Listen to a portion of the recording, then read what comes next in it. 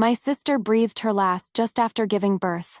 My brother-in-law, saying he needed to find a trustworthy stepmother for the young heir, asked my father for my hand in marriage.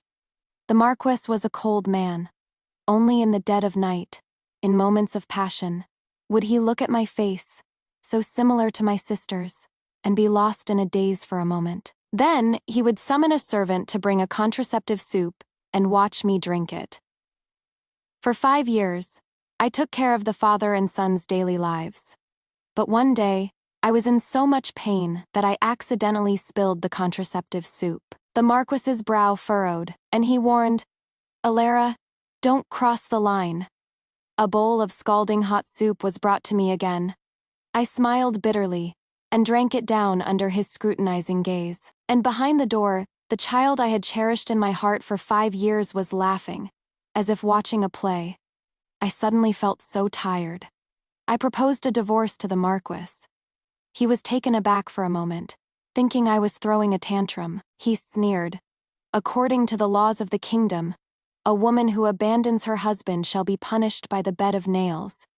Do you have the guts for that?" The next morning, the entire capital was buzzing with the news that the Marquis of Northridge's second wife had rolled on a bed of nails and obtained a divorce decree.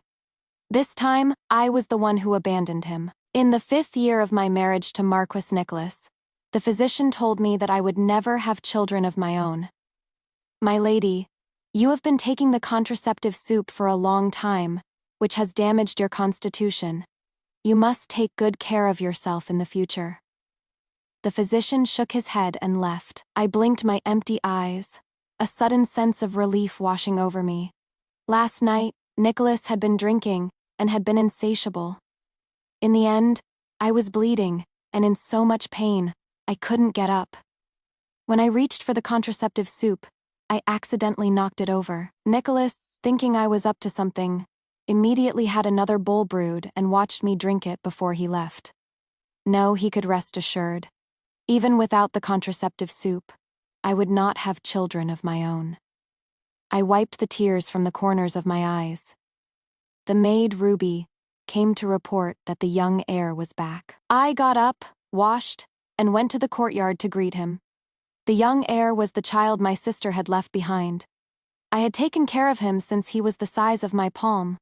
Last night, he had stood at the door with a blank expression, watching Nicholas's aggression, watching me lose my dignity in front of all the servants. In the end, he had only sneered.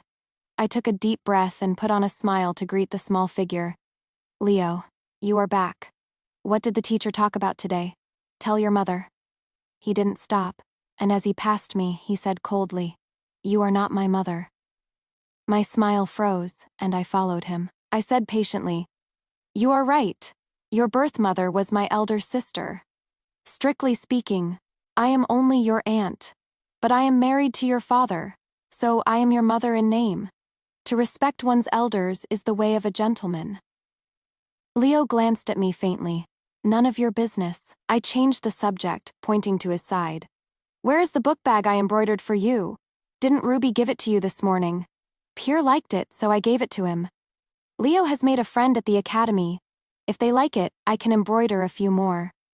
Leo's lips curved into a half smile. "Pierre is the big yellow dog at the academy. There is also a white dog and a calico cat. If you are bored, you can embroider a couple of book bags for them too." I stood there, stunned. Leo looked out the door and ran over. "Father is back. Mr. Reed knew you love tea and asked me to bring you some new tea from the south." He handed over a box of tea. On the cloth bag was an embroidered iris. Just like the name of the owner of the object, Iris, the teacher who taught Leo to play the zither. Nicholas took it with a blank expression, but only those who knew him well knew how happy he was at that moment. I had almost forgotten. He and Iris had grown up together, and I had heard they were almost married. But then something happened to the Reed family, and they had moved away. The next year, Nicholas married my sister. "Father, I would like to invite Mr. Reed to stay with us for a while. What do you think?" "She should be thanked," Nicholas said, looking at me. "I will leave this matter to my lady to arrange." The two of them gave their orders so casually, as if they were just talking to a housekeeper or a maid. I had originally wanted to tell Nicholas what the physician had said, but now it seemed there was no need. I sighed inwardly. I understand. I will make the arrangements. There are still matters to attend to in the accounting office. I will take my leave now. It had always been me watching their backs as they walked away. This was the first time I had turned and left in front of them. On the way from the courtyard to the accounting office, a voice in my heart asked, "Who am I? Why have I dedicated my life to those two men? Is this Grand Marquis's residence really my home?" The answer was obvious. As I wrote the words, "divorce decree" on the paper, I suddenly felt the stone that had been weighing on my heart loosen. I waited for Nicholas in the front hall for an hour.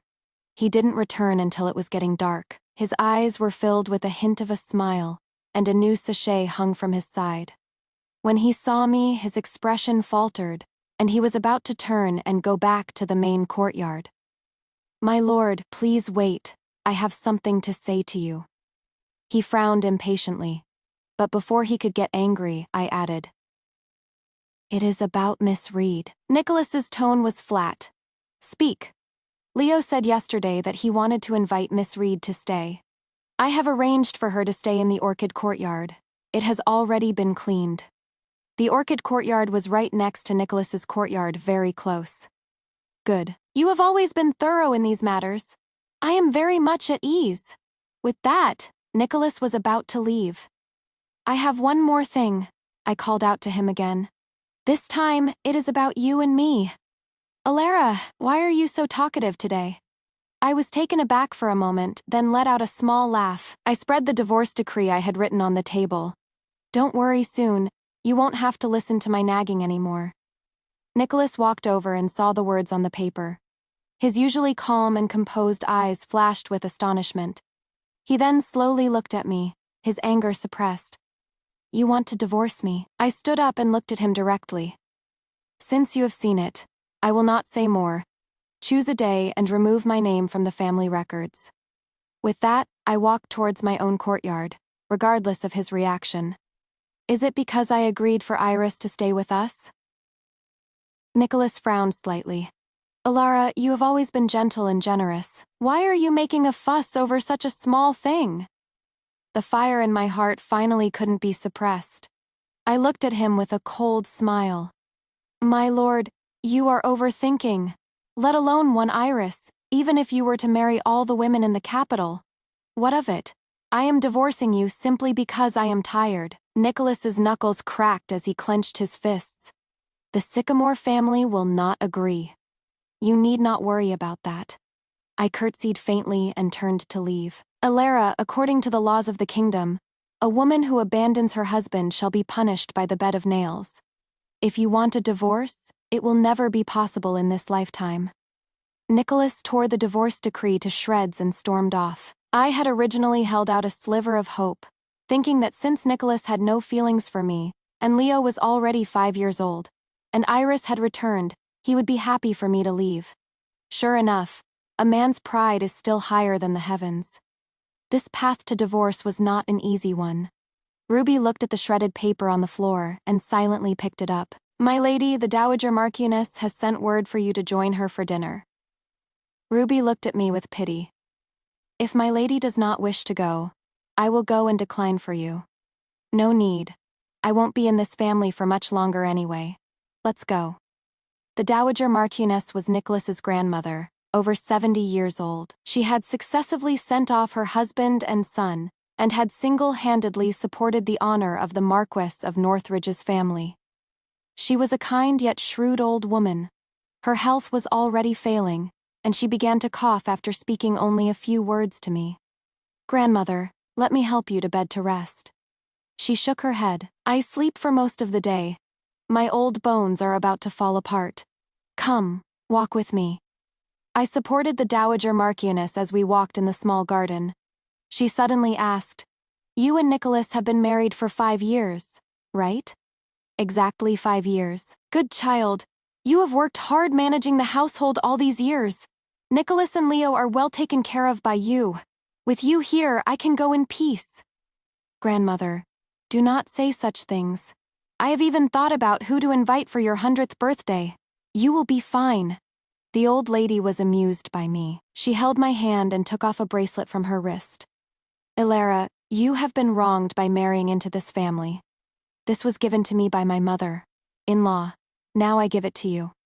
That bracelet was a symbol of the mistress of the house. I concealed the resistance in my eyes and said with a smile, "Good jade nourishes a person. It looks better on you, grandmother." The old lady had seen too many people and things. She naturally saw through my little trick. You and Nicholas. I lowered my head and said nothing. The old lady started coughing again. "Grandmother, you should go back and rest first. Rest assured, the Marquis and I are fine." I helped the Dowager Marchioness to bed. Before I left, she offered me the bracelet several times, but I refused each time. The next morning, I took off all my jewelry and changed into plain clothes. At the door, I ran into Leo, who was on his way to the academy. His young face, when he frowned, looked exactly like Nicholas's. "What are you following me for, so annoying?" I stopped and looked at him coldly. Leo's expression faltered, and he took a step back in fear. I curled my lips and squatted down. "When I was your age, my relationship with your mother was the best. But because of my status as a concubine's daughter, I was not well liked. Later, I was framed by a favored concubine and sent to a country estate for 10 years. It was your mother who, on the pretext of her coming-of-age ceremony, asked my father to bring me back. So, I have never had any complaints about taking care of you for her. I have poured all my heart and soul into you for 5 years without reservation, to repay my childhood friendship with your mother. In the future, when you come of age, I will give you a gift to repay your mother for saving me at her coming-of-age ceremony." Finally, I looked at Leo gently. "You remember, from the moment your mother passed away, you lost the person who was best to you. Now, you are about to lose the person who was second best to you. Leo, from now on, no one will treat you as their own son, and no one will be as unconditionally good to you as I have been." I put on my veil and, accompanied by Ruby, walked towards the capital's yamen. The magistrate originally came out to greet me respectfully, but when he heard that I was here to ask for a divorce decree, his face changed instantly. He sent someone out, probably to find Nicholas. "Sir, my mind is made up. It is no use for anyone to come. Let the law take its course." He sighed and waved his hand. A short while later, a bed of nails appeared in the hall. "Lady Northridge, why must you do this?" I smiled and turned to the crowd of onlookers outside the door. "I am not a Northridge. After today, I will no longer be anyone's wife. Please call me by my name. My name is Ilara." I took off my veil, closed my eyes, and lay down. The sharp nails pierced my skin, and blood instantly seeped through my clothes. The common people gasped. Only people with great grievances would roll on a bed of nails. Why would the Marquis's wife, a noble woman, do this to herself? I heard she wants a divorce from the Marquis. According to our dynasty's law, this is what must be done. A woman should stay in the back of the house under her husband's protection. To be so reckless, she should be spurned by all women. I spit on that. If she hadn't suffered a great injustice, who would want to roll on that damn bed of nails? I think this Miss Ilara is a heroine among women. I heard she married the Marquis as his second wife, and there is a young heir in the household. It is not easy to be a stepmother. I endured the sharp pain, gritting my teeth, my mind becoming clearer. With each pass, a layer of the shackles that had been placed on me was shed. What family interests? What noble honor? None of it was as important as being myself. In the end, the crowd turned away, unable to watch. "That is enough. That is enough, lady. No, Miss Ilara. That is enough." The magistrate sighed heavily and shook his head as he left. Ruby was sobbing uncontrollably, but she never once questioned my decision. She took out a pill she had prepared in advance and put it in my mouth. A short while later, a divorce decree, stamped with the official seal, was brought to me. I struggled to reach for it, but just as I was about to touch it, a crowd of people came rushing in from outside. My father, the family elders, Nicholas, and even Leo were there. "You rebellious daughter." My father glared at me and pointed. Take this disgraceful thing back. Ruby. As soon as my voice fell, Ruby covered me with a cloak, stood in front of me, her hand on the whip at her waist, ready to strike. My birth mother was the daughter of a wealthy merchant from Yangzhou. She later became my father's concubine. Before she died, she left Ruby to take care of me. Ruby had previously worked as a guard for a security agency and had some martial arts skills. Ordinary people were no match for her. You rebellious daughter, are you going to fight me? I looked at him faintly. As long as you don't move, I will not move either. What a disgrace to the family. What a disgrace to the family. Nicholas looked at me with a dark expression, as if he never expected me to actually go through with the bed of nails. My father flicked his sleeve and announced to the crowd, "You are a married woman. From today on, I will consider you no longer my daughter." He bowed to Nicholas. "My lord, you may take her back and deal with her as you see fit. Whether she lives or dies, I will have no complaints." With that, he left with a group of people. The common people outside were pointing and whispering. Nicholas's face was as dark as water. "Take the lady back to the Marquis's residence. Anyone who obstructs will be killed." The Marquis's guards drew their swords and surrounded Ruby. I struggled to get up, holding the blood-stained divorce decree. "The punishment has been served. The official seal has been set. Our grievances are settled. Please, Marquis of Northridge, have some self-respect.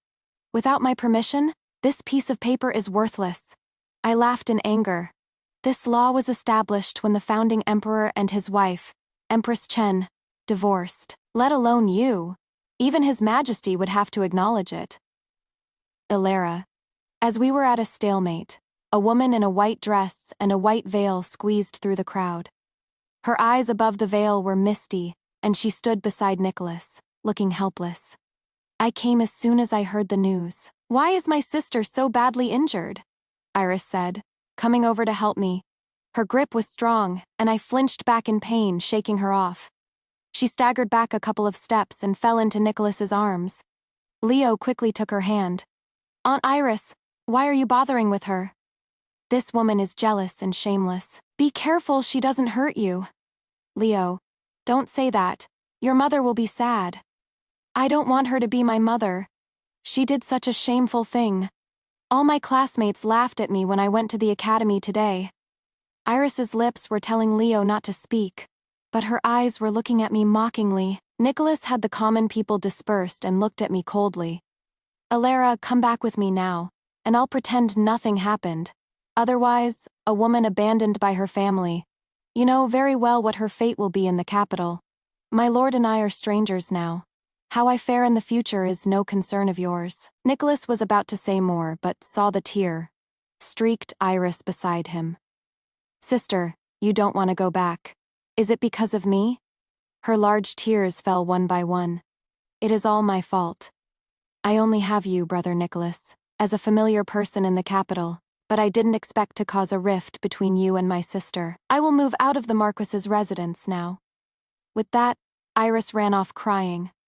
Leo glared at me and went to chase after his Aunt Iris. Nicholas hesitated for a moment, then also followed. Everyone was gone. The mouthful of blood I had been holding back suddenly came out. As I collapsed, only one thought remained in my mind. She turned her back to wipe away her tears, then smiled and comforted me.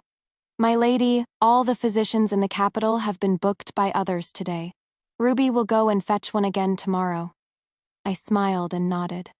Even if this silly girl didn't tell me, I knew. They weren't unavailable. They simply didn't dare to come. My father was the current Grand Secretary, and the one I had offended was the Marquis of Northridge. With a word from them, who would dare to risk helping me? The pills I had prepared were almost gone, and my wounds were not getting any better. There was a knock on the inn door. Ruby asked, "Who is it?" The person outside said in a leisurely voice, "I am a servant from the Marquis's residence. The Marquis has sent me to deliver a message. If my lady knows her mistake, she should go and knock on the Marquis's gate. He is willing to give you another chance. I would advise my lady not to be ungrateful. Not everyone can afford to go against the Marquis." Ruby slammed the door open. Who do you think you are to be so sarcastic in front of my lady? Be careful, or I'll whip you to death. Get lost. Ruby was about to close the door, but I coughed twice. Wait! The maid looked at Ruby with a smug expression. I said, take the divorce decree with you, and tell Nicholas that he is far inferior to that person. The maid naturally did not understand what I was saying. Ruby stuffed the divorce decree into her arms and slammed the door shut. I heard that the Marquis of Northridge's residence was filled with the sound of things being smashed all night. The consequence of angering Nicholas was that Ruby and I were kicked out of the inn, but the thought of him being furious made me want to laugh. My lady, you can still laugh. Ruby was anxious.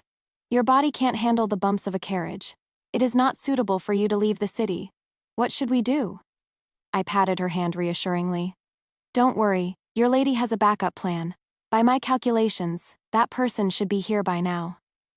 I took Ruby to the Dragon Mountain Security Agency. The Dragon Mountain Security Agency was run by some people from the martial world. They transported all sorts of things. The special thing about them was that as long as you could afford the fee, they would transport anything, regardless of the client's identity or who their enemies were. I had anticipated today's situation before I went to the Yamen and had already asked the security agency to bring reinforcements.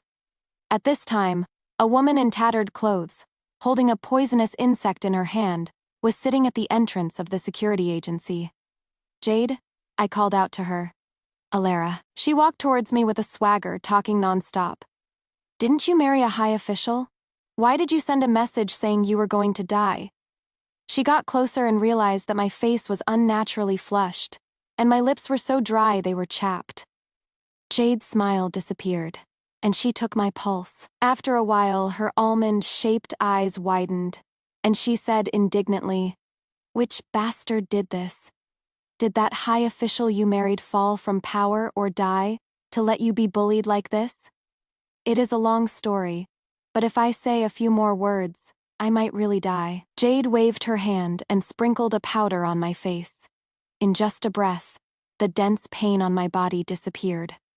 I'll temporarily block your pain. Let's find a place and treat you slowly, and tell me who bullied you. Under Jade's coercion and enticement, we moved into a medical clinic under the name of the Dragon Mountain Security Agency. She was giving me acupuncture while listening to my story. What, that bastard dared to do that to you? Jade got excited, and the needle in her hand went a little too deep.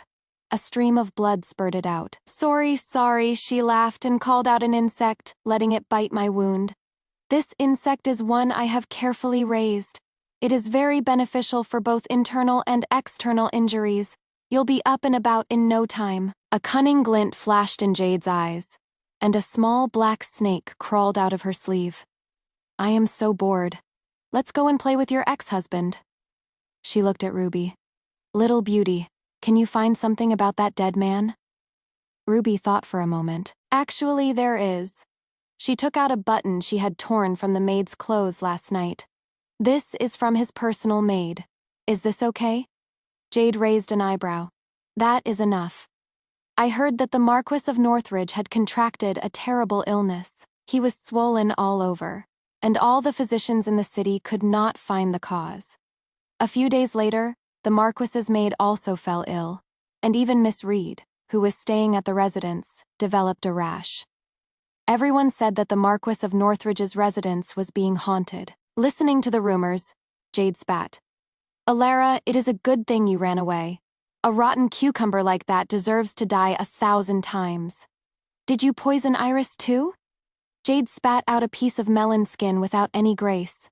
How would I know who Iris is? The poison I gave that damn Marquis is called... Jade said mysteriously, word by word, but on the condition that he doesn't mess around. That bastard must have had sex with a woman while he was sick. The person who has sex with him will have an itchy rash all over her body. TSK, and 2 women. It seems I was too lenient. Hearing this, I was taken aback. I thought Nicholas would at least wait until Iris was properly married. To have an illicit affair, Iris actually agreed. But that had nothing to do with me anymore. Under Jade's treatment, my body had almost fully recovered. There were still some scars on my body that would take a long time to fade. Just as I was about to leave the capital, the dowager's nanny, Mrs. Laurel, came to find me. She was an old servant of the dowager marchioness and held a high position in the marquis's residence. At this time, however, her hair was disheveled, and she knelt before me with a mournful expression. "My lady, I beg you to go and see the dowager marchioness." I quickly helped her up. "Mrs. Laurel, I am no longer a lady. If you have something to say, please say it. What happened to the dowager marchioness?" Mrs. Laurel said that after hearing the news of me enduring the punishment to get a divorce, the dowager marchioness had asked Nicholas to apologize to me.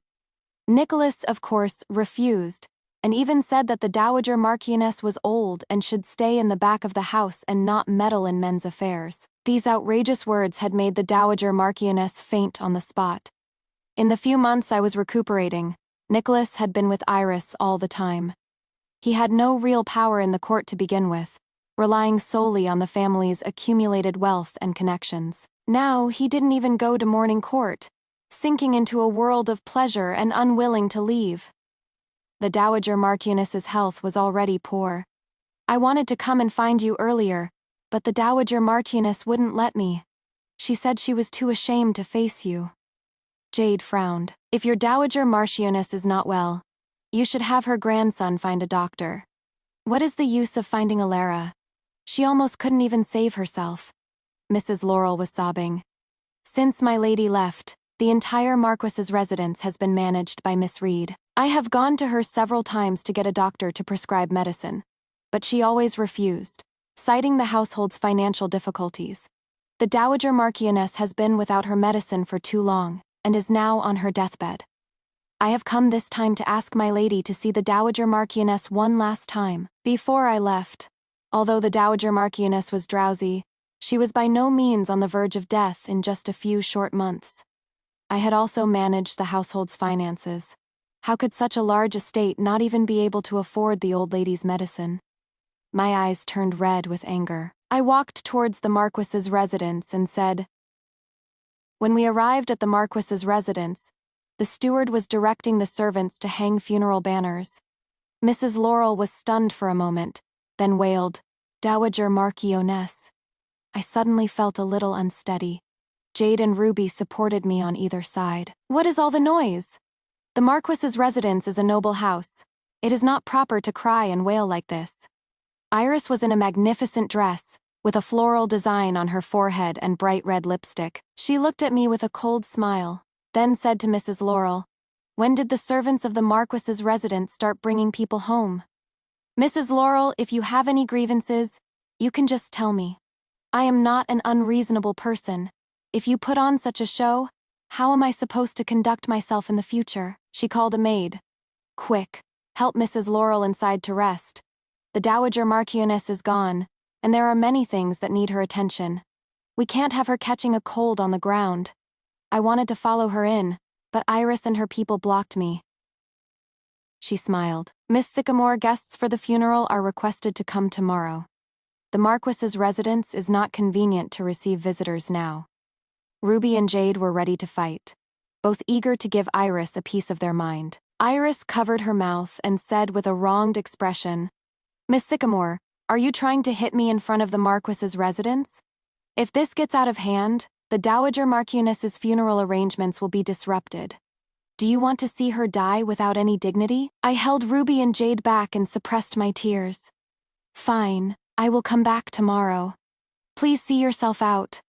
All that night, I had Ruby keep an eye on the Marquis's residence to see who they had invited. Seeing the list, my brow furrowed even tighter. Iris had invited only insignificant people, and not a single one of those who had a relationship with the Marquis's family. It was as if she was deliberately drawing a line. Since Iris had moved into the Marquis's residence, I had always felt that her behavior was strange, a far cry from the rumored otherworldly talented woman, but I couldn't put my finger on what was wrong. The next morning, I went to pay my respects. Iris stood at the door to greet the guests, acting as the mistress of the house. She was not afraid of the contemptuous gazes of others, and always maintained a weak smile. I was about to enter, but was stopped again. "Sister, I am so sorry. I told the Marquis last night that you were coming, but he didn't want to see you. I tried to persuade him for a long time, but he said that a divorced woman cannot enter the Marquis's residence, so I didn't send you an invitation. Her maid added. You cannot enter without an invitation. Iris looked at me helplessly. The surrounding guests were pointing and whispering. I finally understood. She was deliberately trying to embarrass me. Today was the Dowager Marchioness's funeral. I didn't want to disturb her peace. I looked at Iris. Since that is the case, I will not enter. Can you give me 3 sticks of incense? Iris signaled for someone to bring the incense. I stood at the entrance of the Marquis's residence and offered my respects. My old sister's funeral. I actually heard about it from an outsider. Miss Reed, you are truly impressive. The old matriarch of the Zhou family came, supported by her servants. She was a close friend of the Dowager Marchioness, but Iris had not invited her. Then another carriage stopped, and a noblewoman helped an old lady out of the carriage. It was the old Dowager Princess and the Princess of Pingzhong. My husband was a student of the old Marquis. Now that his teacher's wife has passed away, others may not know the etiquette, but we must. The old Dowager Princess's dragon. Headed staff struck the ground, exuding an air of authority. She said calmly, the people with whom we had a relationship are all gone. This Marquis's residence has no human warmth left. It is better not to enter. Go and get some incense. Others who had a relationship with the old Marquis and the Dowager Marchioness also echoed. We must come to see the Dowager Marchioness off on her final journey. Since we also do not have an invitation, why don't we join Miss Sycamore and pay our respects outside? A crowd of nobles stood outside the Marquis's residence, offering their respects with incense. They were paying tribute to the past glory of the Marquis's residence, and also to the friendship of the older generation. From today on, there were no more people with whom they had a good relationship, and there was no need to protect anyone for anyone's sake. The hoof prints of the horses were left behind, and the green smoke billowed outside the gate. Inside, it was desolate. Iris was flustered and had someone close the main gate. With such a big commotion, Nicholas actually had no reaction at all. Inside the Marquis's residence, Nicholas lay on the bed, his clothes disheveled, his expression wild. He would occasionally pop a blue pill into his mouth, and after taking it, he would become excited. Iris stood at the door, watching him go mad, without a single emotion. After a while, she entered the room and gently threw herself into his arms. Iris, is it day or night? My lord, it is already the ugly hour. Nicholas nodded blankly. Seeming to have sobered up a little. Grandmother's funeral. My lord, rest assured, I have handled everything. Did Alara come? Nicholas asked eagerly. Grandmother liked her the most. She would definitely come. Did she ask about me? Iris's smile faltered for a moment. Then she said, My lord, my sister did not come. I sent someone to invite her, but she said that in this life and the next, she does not want to have any connection with the Marquis's residence. I am afraid. She hates you very much. Nicholas stared at the moon with a dazed expression. It shouldn't be like this. Why won't she just give in to me? I don't want to treat her like this. No, I have to go and talk to her.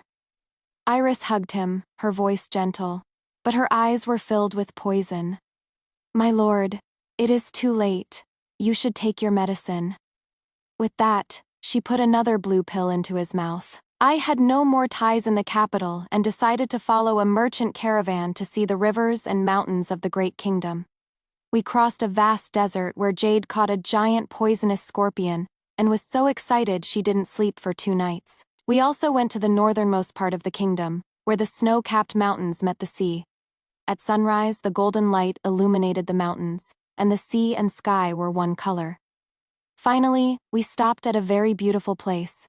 Here, there were vast grasslands we had never seen before, where horses could run freely. The people were simple and honest, with delicious local tea and handmade ugly cakes. Ruby's horse was unmatched on the grasslands, and she became an object of worship for countless children. Jade met a highly skilled but eccentric Taoist priest, and their days were filled with a routine of her poisoning him and him detoxifying himself. They were very busy. I opened a school and taught the children to read. I thought I would spend the rest of my life here. But an unexpected guest arrived. When I saw the Marquis's secret guard, I was in a daze for a moment. He handed me a letter saying it was from Nicholas. In the middle of the letter was a small note. Judging from the handwriting, it should have been written by Leo. The letter didn't say much, just that he wanted me to go back. Over the years, the merchant caravans from the capital would often talk about the interesting things happening in the city. The Marquis of Northridge's residence was their favorite topic of conversation after tea and meals. Every time they talked about it, they would mention two women. One was a strange woman who, after the late Empress, had also abandoned her husband. The other was a poisonous woman who had caused chaos in the Marquis's residence, had single-handedly squandered the connections left by several generations, and had finally run off with all the household's wealth. It was said that she had been after the family's fortune from the beginning. Not only did she take all the money, but she also got the Marquis addicted to a drug from the western regions. This drug was expensive and highly addictive. The current Nicholas was not only an addict but also an addict in debt. Where on earth did he get the confidence to think I would go back and pay off his debts? I threw the disgusting letter into the fire and looked at the small note. Leo. Mother said she would give me a gift. There is no need to wait until I come of age. Give it to me now. I don't want anything else, just money. As if afraid I would go back on my word, he even mentioned my deceased sister at the end. I threw it into the fire as well and watched as everything was consumed by the flames. I had the Dragon Mountain Security Agency investigate the ins and outs of this matter. I finally understood why Iris had acted so strangely in the beginning. The information from the Dragon Mountain Security Agency described her life. Iris, originally from the capital, in the 9th year of the Xiaoming era, her father was demoted to the prefecture of Wu for corruption. Later, in Wu, her father and brother became addicted to gambling and lost all the family's fortune. The family began to resort to marriage fraud. Iris had already been married 3 times before she returned to the capital, all to famous and wealthy gentlemen in various places. Later, when the matter was exposed, the father and son fled to the north, where they met an old subordinate of the old Marquis. After some conversation, they learned that the current Marquis of Northridge's residence was wealthy, but had an incompetent head of the family. So they set their sights on Nicholas. Because of their childhood friendship, Nicholas trusted Iris very much and naturally did whatever she said. Iris was afraid that the old Marquis's friends would not let her go after she had run off with the money. So she used Nicholas's name to act recklessly in the capital, completely alienating those people. Speaking of which, my divorce was also within her expectations. It was just that she had originally wanted Nicholas to divorce me. But I had taken the initiative to leave. After I left, Leo was always taught by Iris. Seeing the letter he had just left, he must have learned a lot of gambling skills from her. Now, in the Marquis's residence, only a few of the old Marquis's secret guards were still protecting them. I sighed and looked at the secret guard who was waiting for a reply. You don't have to wait. I won't go back, and don't send any more letters in the future. Tell Leo that I will keep my promise to him, but it can only be on the year he comes of age. The secret guard also seemed helpless. He bowed to me and disappeared into the night. Jade and the highly skilled Taoist priest went on a journey around the 4 kingdoms, searching for new poisons and herbs. One compiled a book called 1,000 Prescriptions of Poisons, and the other wrote a book called A Record of Herbs. They still couldn't decide who was better.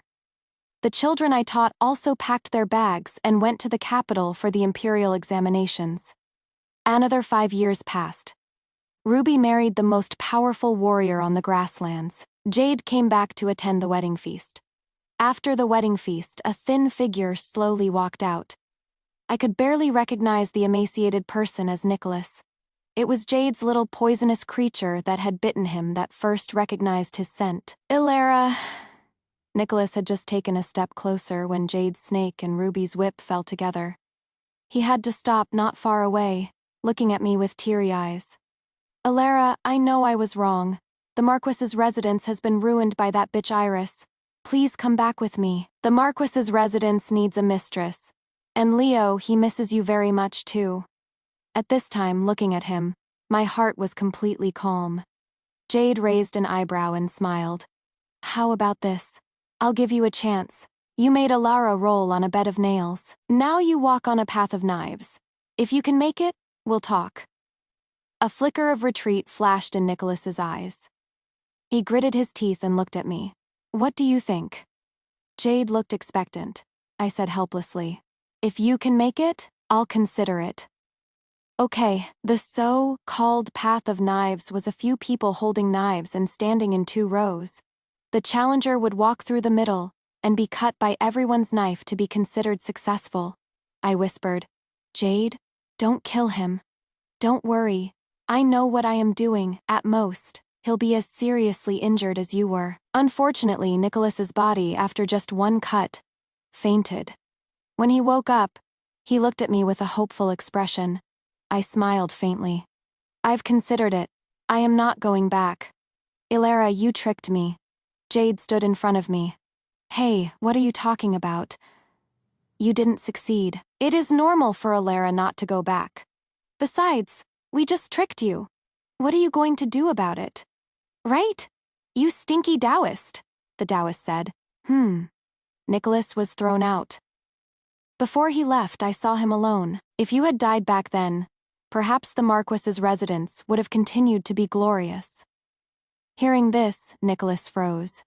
At that time, the mistress of the Marquis's residence had given birth to a pair of twins. Nicholas and his brother, a true gentleman. He was a very good person, but unfortunately, he was killed by his own brother. My sister had married the man who had killed her lover with hatred, and had died young. When I had said in the inn that Nicholas was far inferior to that person, I was not exaggerating at all. They were born from the same mother, but one was like a bright moon, while the other had a heart as venomous as a snake. I turned and left, leaving Nicholas alone in the ruined temple, roaring with unwillingness. I heard that after Iris ran off with the money, she had been wanted by the authorities. Her body was finally found in a brothel. Her father and brother had quickly gambled away the money.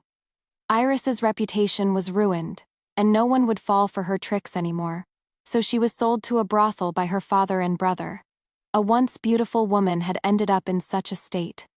I stayed on the grasslands for 15 years. Ruby's son was already married. When people get old, they always want to go back and see the place they came from. I once again set foot on the road back to the capital to fulfill that promise.